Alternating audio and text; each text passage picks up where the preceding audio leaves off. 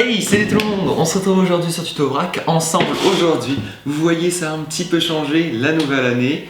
Bonne année à tous. Vous voyez, on a un petit meuble ici avec un petit peu de déco.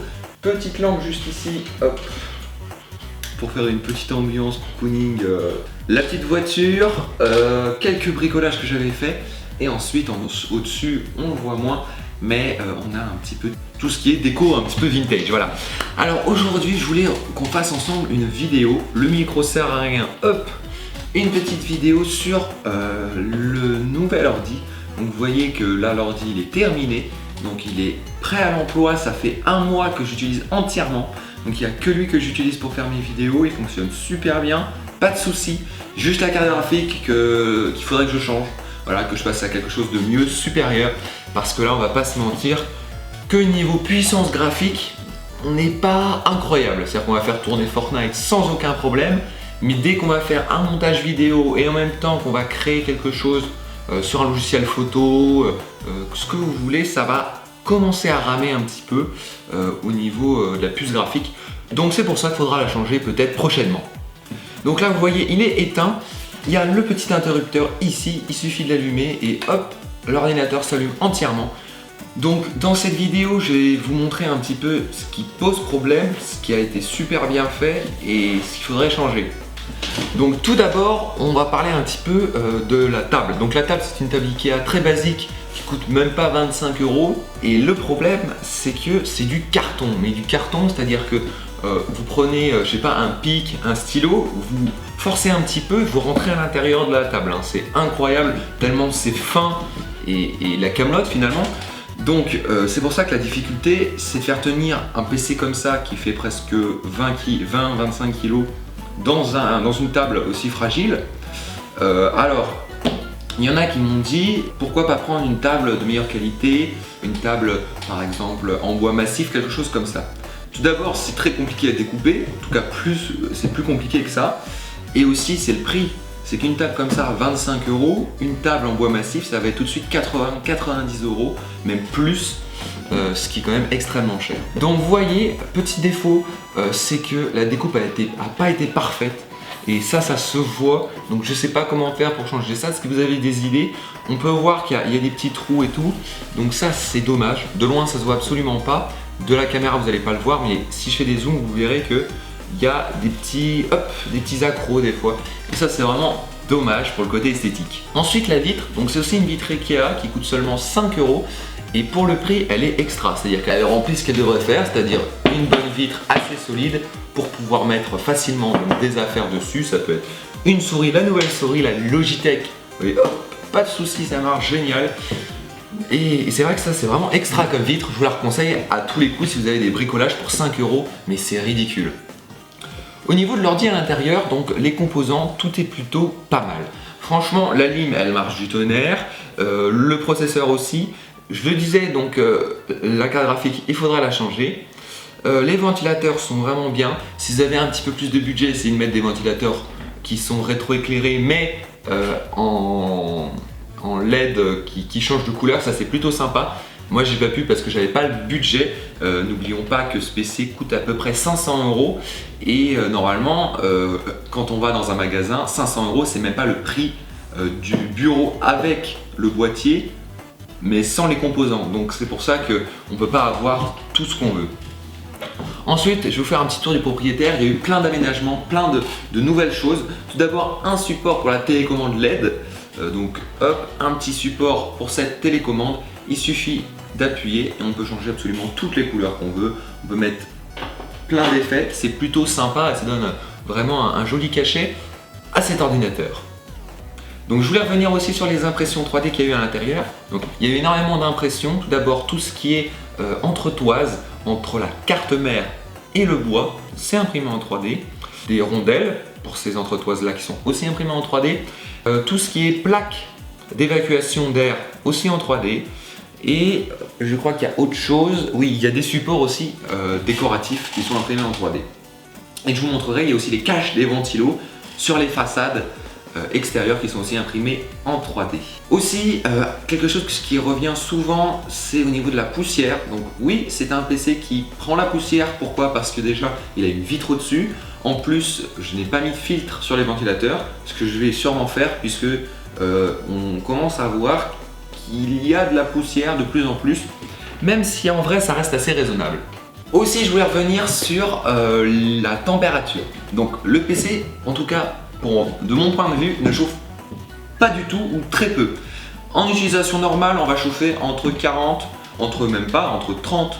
et 40 degrés. Et dès qu'on va monter un peu plus, on va jouer à Fortnite, tout ça, on va vite monter à 45 et la carte graphique va monter à 60. Voilà, donc ça reste assez raisonnable.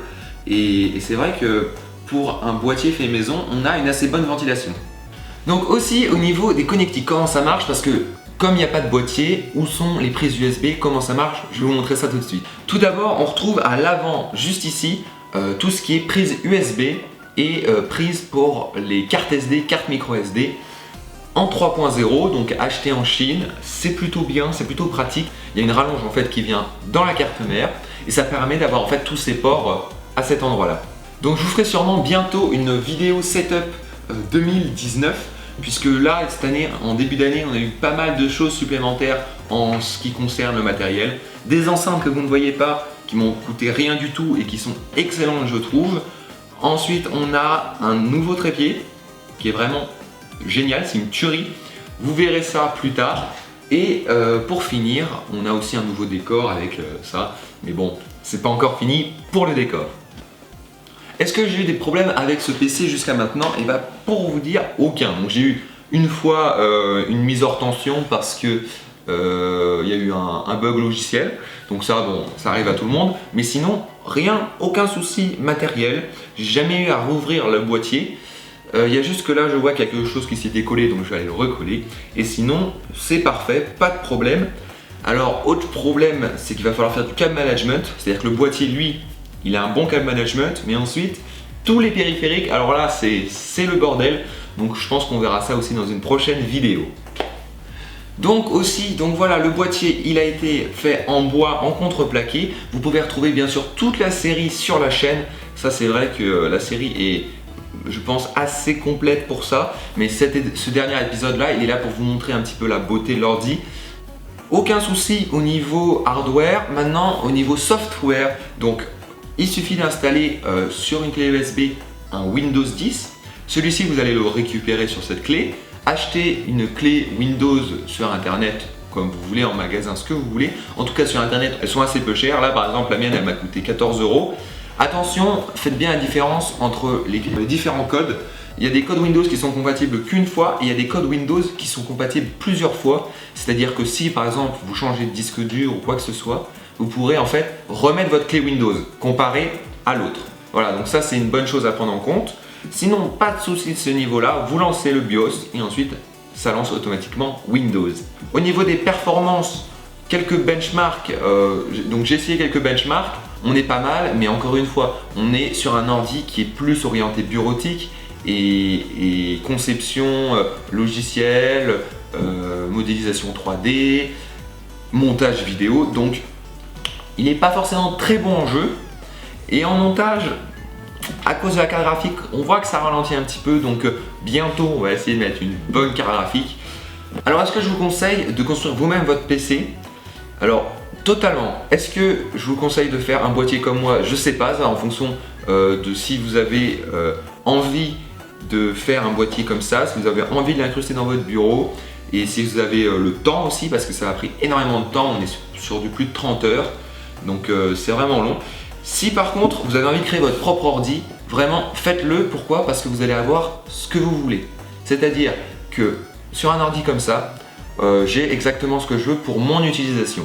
Et ça, c'est vrai que c'est génial comparé à des ordis préfabriqués type Asus, type ce que vous voulez. Ces ordinateurs-là sont faits pour marcher sur tout, mais ils ne vont pas marcher sur tout très bien, ils vont marcher sur tout moyennement bien si ce n'est pas bien. Pourquoi? Parce qu'il faut être très large. Alors que quand vous fabriquez votre propre ordinateur, vous pouvez très bien vous orienter plus sur la bureautique avec un budget plus réduit et où vous pouvez vous orienter plus vers du gaming avec une très bonne carte graphique mais avec par exemple un peu moins de RAM ou un peu moins un processeur un peu moins bon. Je voulais aussi revenir sur quelques composants. Donc ici on a les deux ventilateurs rouges qui sont en fait des ventilateurs chinois, totalement chinois, 8 € pièce. Voilà. Ils fonctionnent bien. Moi je leur demande que de fonctionner, donc pas de souci. On a le ventilateur là, juste ici, qui est un ventilateur de récup, donc qui vient d'un vieux PC qui m'a été donné par un ami. Voilà, merci d'avoir visionné cette vidéo. Aujourd'hui, on a essayé de voir un petit peu ce qu'il y avait à l'intérieur de l'ordi, qu'est-ce qu'il y a eu comme changement finalement, et s'il fonctionne toujours aussi bien, donc c'est parfait. J'en suis très content, j'espère qu'il va durer dans le temps. On m'a aussi posé des questions pour les équerres qui sont en dessous.